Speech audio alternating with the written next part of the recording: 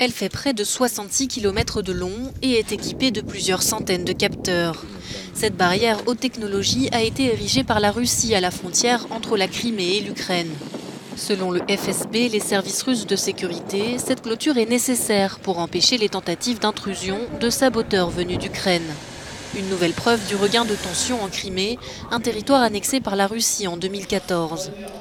Dans un communiqué commun, le président français Emmanuel Macron et la chancelière allemande Angela Merkel ont lancé un nouvel appel à un cessez-le-feu complet, solide et durable dans l'est de l'Ukraine.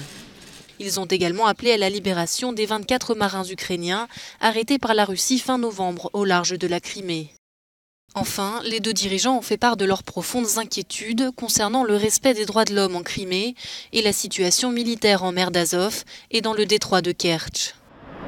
Moscou, pour sa part, vient de renforcer les piliers du pont reliant la Crimée à la Russie pour, dit-elle, sécuriser le trafic maritime.